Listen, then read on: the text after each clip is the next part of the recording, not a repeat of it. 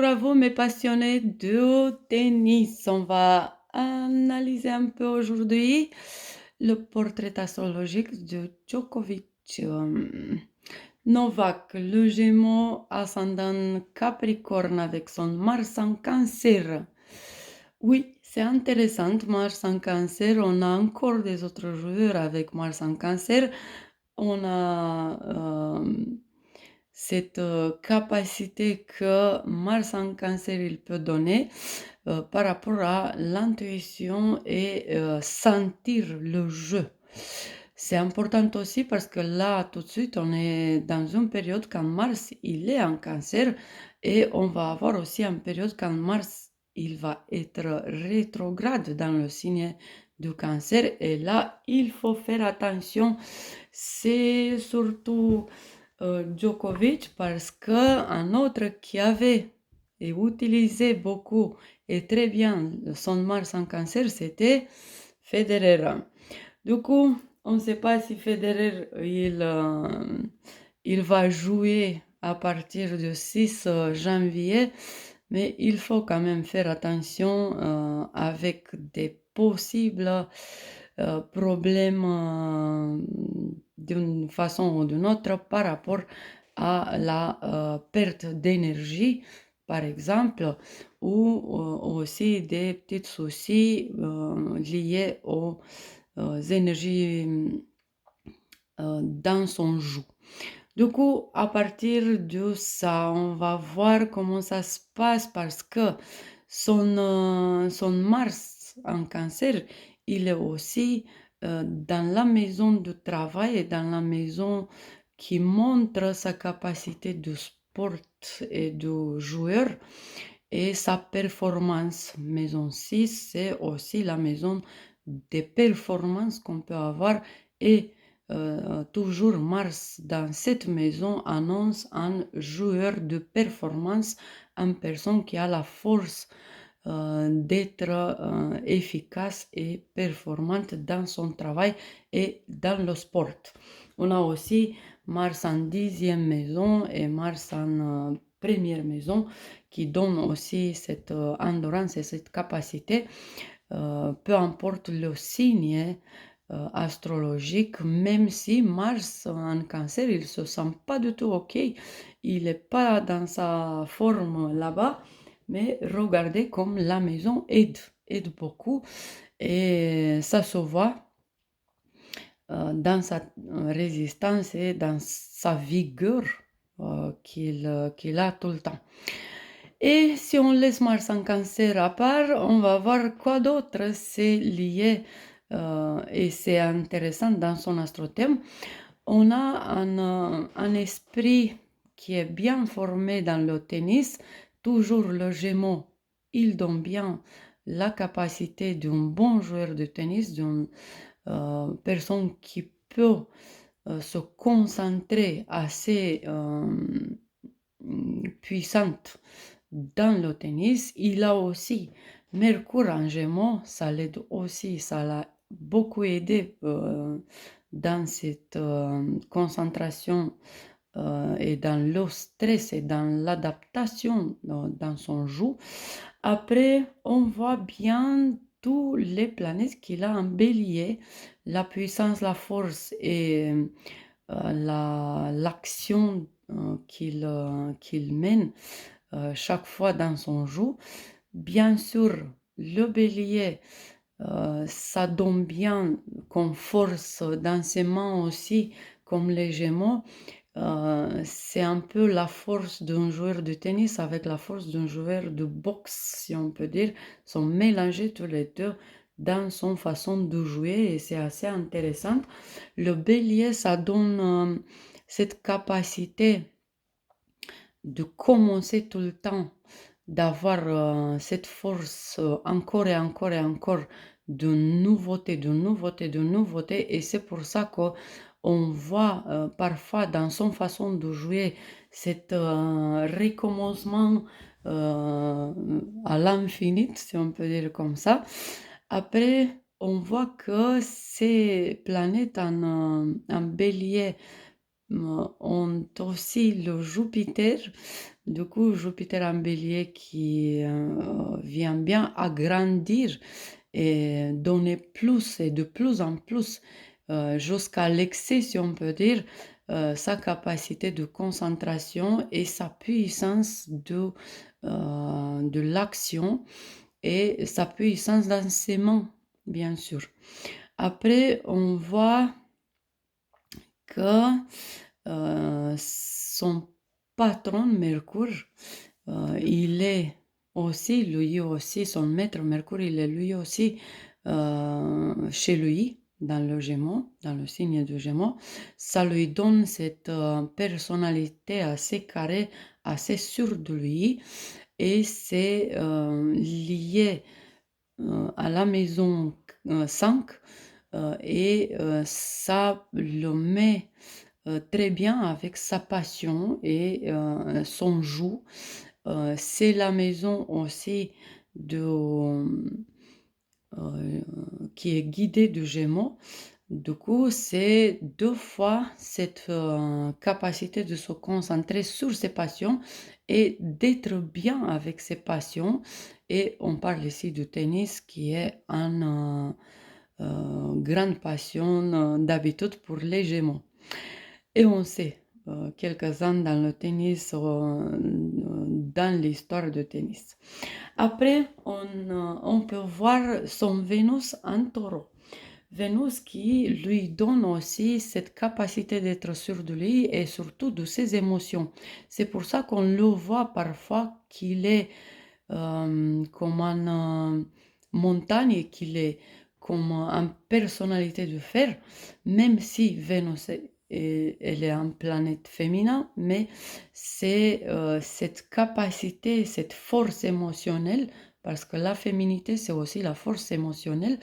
Du coup, un taureau chez elle, là où elle se sent mieux, et là où Vénus en taureau, c'est la féminité, la capacité d'être pied sur la terre, cette part matérielle, si vous voulez le voir comme ça, du coup, pied sur la terre dans ses émotions et la puissance, l'endurance émotionnelle, la résistance de gérer ses émotions dans son joug, ça c'est magnifique, on le voit comme quoi dans tout cet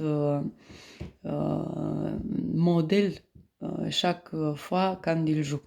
Après, il a aussi Pluto qui est un scorpion, qui lui donne aussi la capacité psychique et dans une façon profonde de voir et de comprendre et de se gérer soi-même.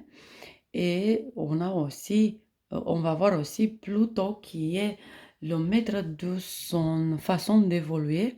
Du coup, c'est sa capacité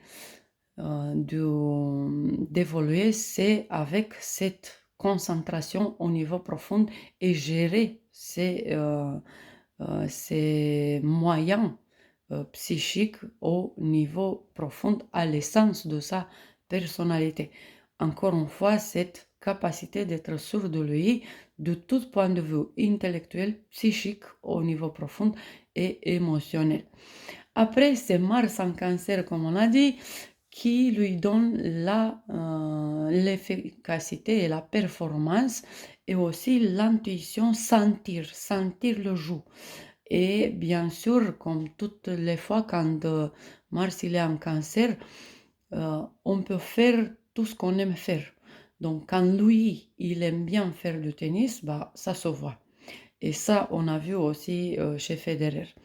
Après, on voit encore une chose qui lui donne cette capacité de se gérer soi-même, c'est l'ascendant en Capricorne.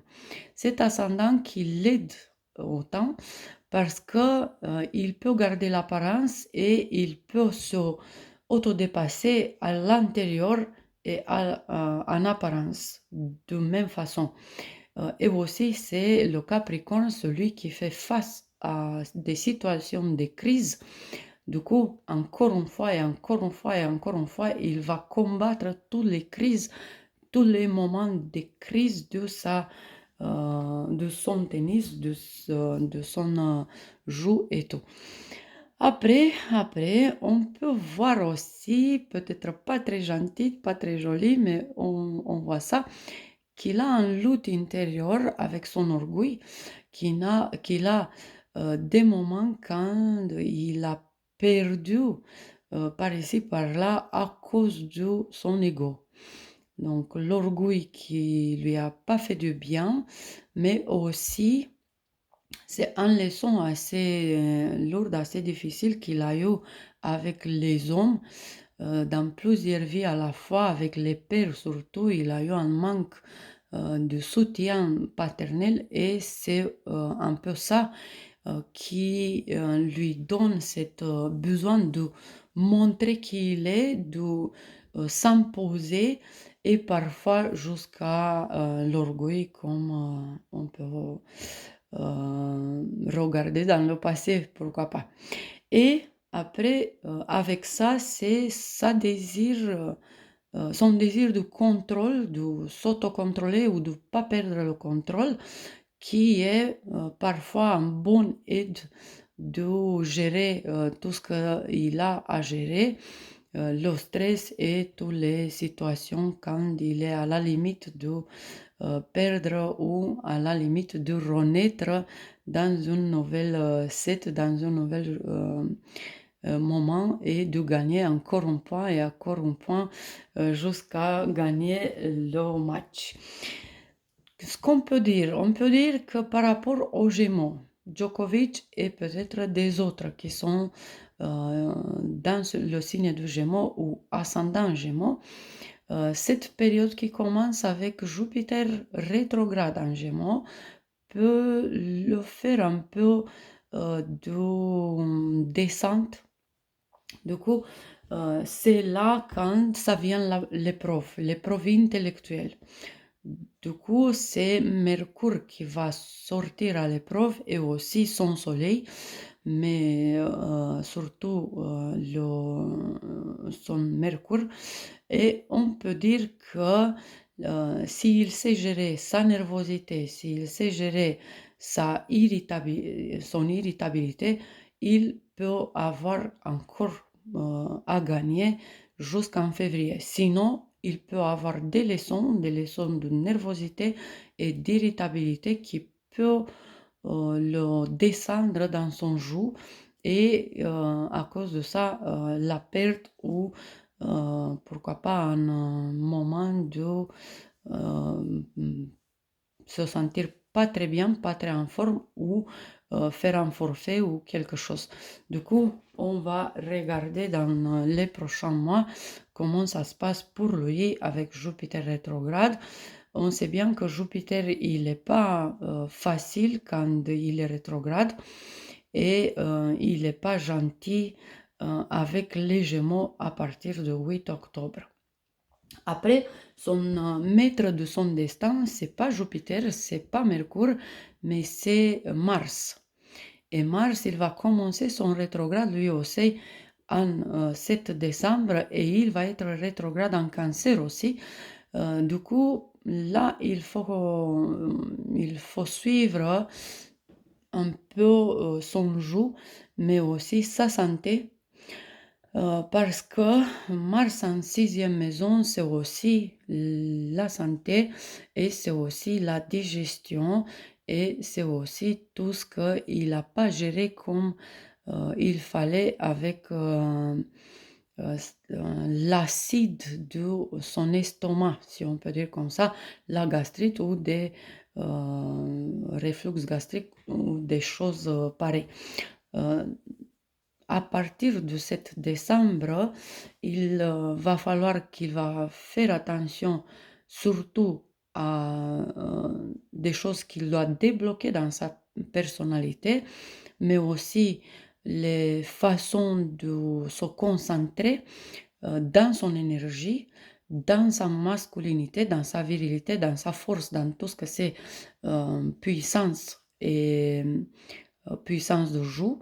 Et après, il va falloir faire attention aux joues à la santé et avec beaucoup de situations de peut-être un petit souci dans l'entraînement, peut-être des petits soucis je ne sais pas, des moments quand il peut s'accidenter à cause des émotions très fortes ou à cause des situations qu'il n'a pas pris comme il fallait ou dans cette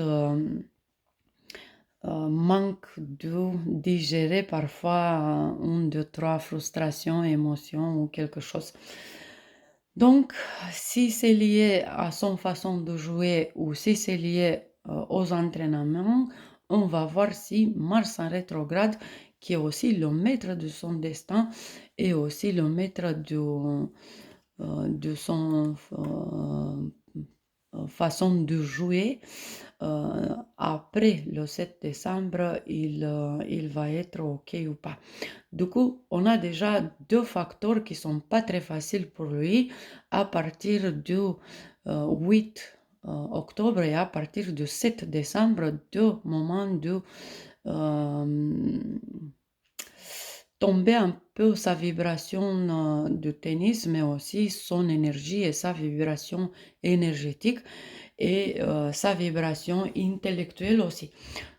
On va voir, on ne sait pas comment ça va se passer. À un moment donné, peut-être il va dire qu'il va se retirer du tennis. Je ne sais pas si on peut dire que ça arrive là tout de suite cette année, à fin de 2024 ou au début de 2025, mais on va s'attendre un peu à ça aussi.